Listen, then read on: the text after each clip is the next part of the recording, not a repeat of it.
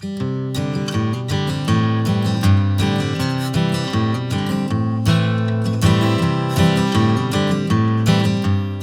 you always wondered how to make great dinner rolls, I'm going to show you how to make my friend Carol's dinner rolls with a few adjustments for people who have egg allergies. So I'm starting with a 1/4 cup of warm water in a glass measuring cup and adding 1 teaspoon of sugar, white sugar, and 1 tablespoon of yeast. Stirring that up really well and letting it sit for about 20 minutes. In the meantime, add 2 cups of milk to a microwave-safe bowl and put it in the microwave for 3 minutes to scald it. I'm measuring off 4 tablespoons of butter-flavored Crisco. I imagine you can use butter if you need to, if you don't have Crisco. And I'm adding that to the hot milk. I will be adding in 3 tablespoons of sugar later, but I should have added it in now and mixed it really well so that the sugar would have dissolved better. Now that we've done this, we're just going to leave it for 10 to 20 minutes to let it cool, and that will give our yeast more time to grow.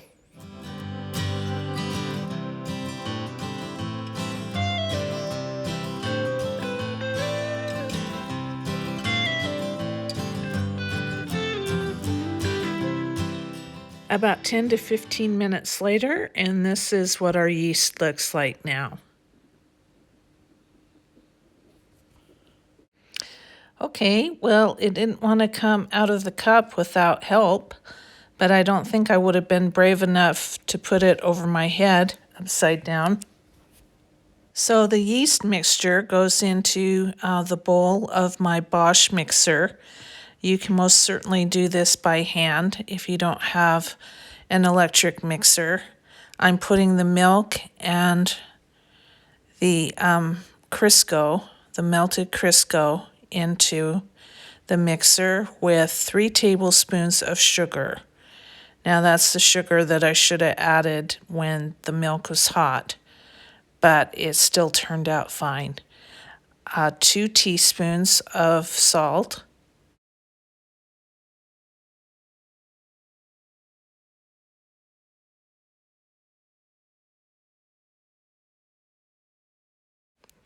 and after the salt is the time where you would add 2 eggs to this. But I'm not using eggs since we have egg allergies in our family, so I am putting 1 teaspoon of baking powder, 4 tablespoons of water, and 2 tablespoons of vegetable oil as an egg substitute, which will be for 2 eggs. I'm adding 2 cups of bread flour in and then letting that mix together just for a few seconds.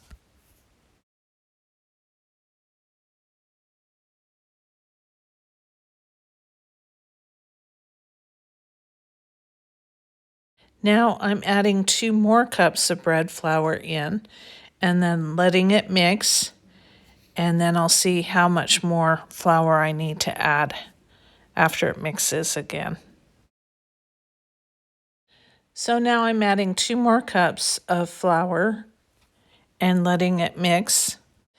And this seems to be the right amount because it's pulling away from the sides of the bowl and it's just turning out to be a really nice dough.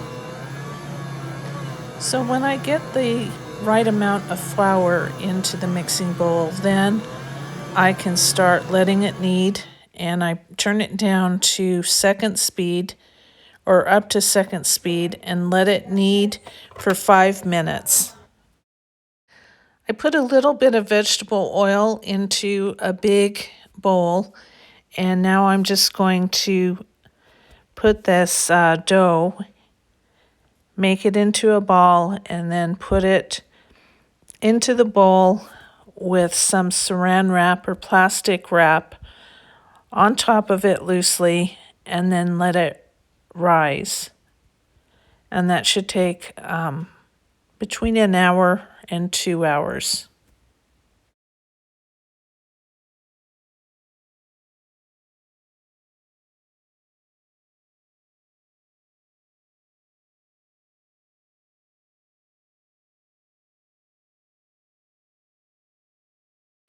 The dough has doubled in size after 1.5 hours, and so I am going to prepare my pans now and spray this baking pan with cooking spray. I don't do the whole thing because I don't know how much dough I'm going to have as far as rolls. I decided at the last minute to put some of the bread dough in muffin cups, and so I made two parts or two balls to go in each muffin cup.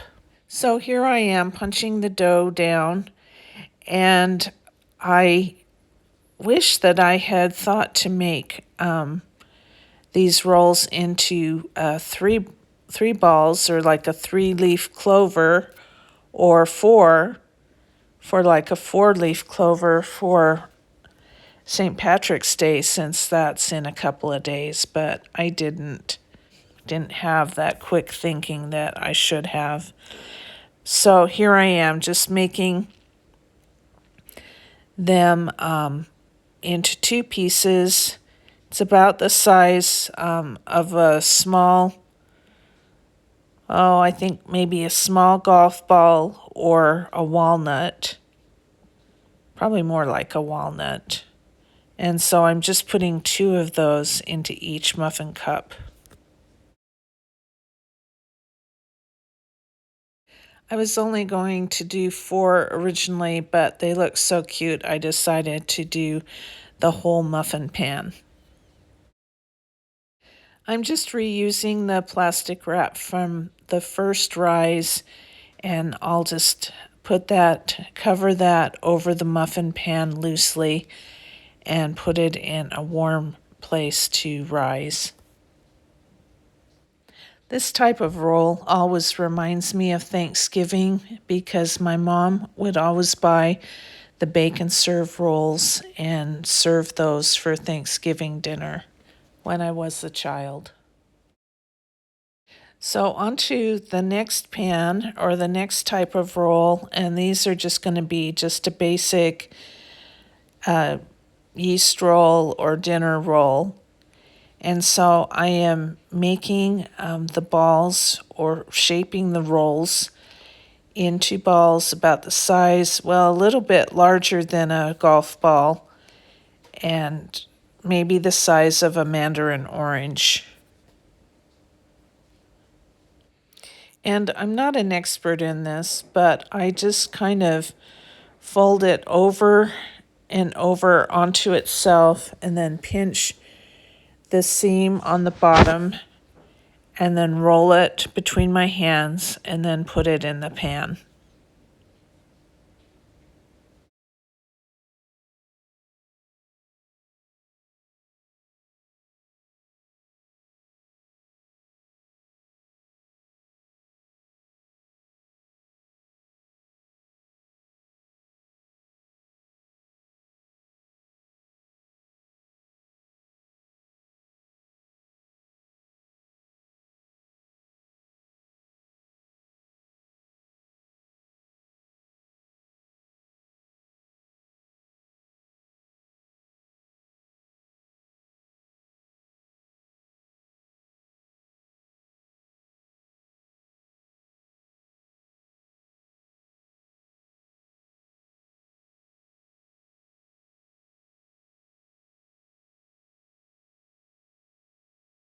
I never know how close or far apart to put the dough from each other, or even how many to put into each pan. But this is what I did this time, and I'm covering it with the other piece of plastic wrap, just loosely, and setting it aside so it will have its second rise.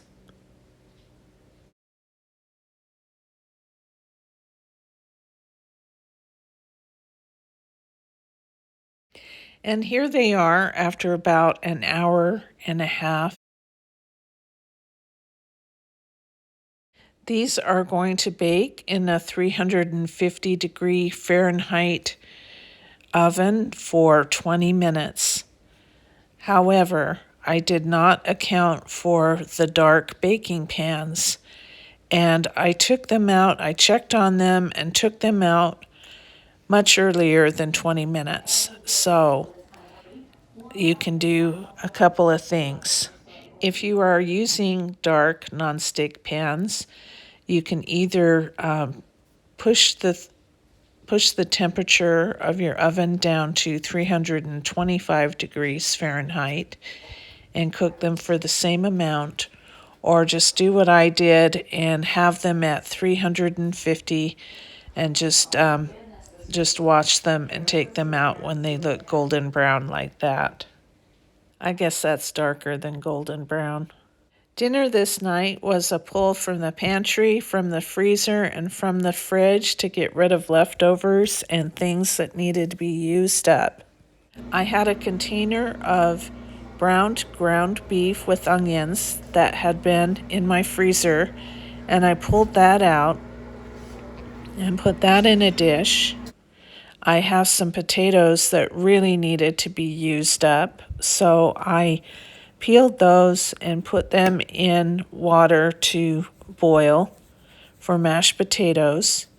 Here I am just seasoning the ground beef a little bit more with some garlic powder and adding a can of green beans.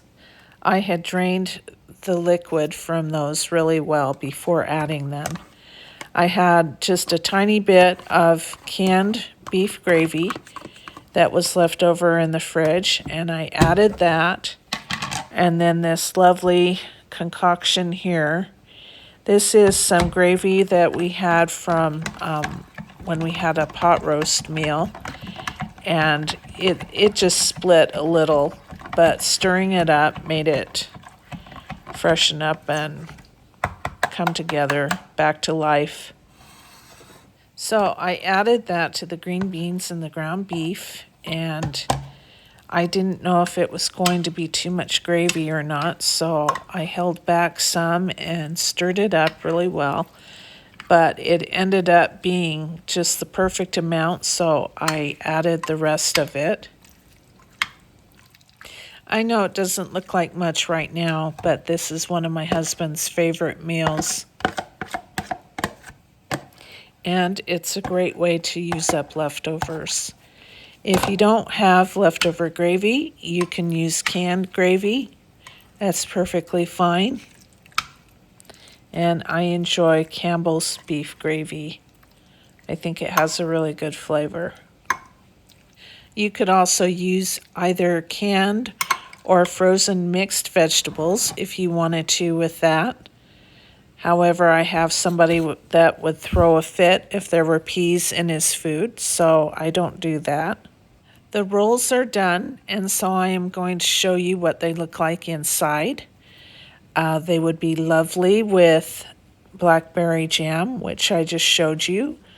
I, however, love myself a roll with butter and honey, and so that's what I'll be having mine with.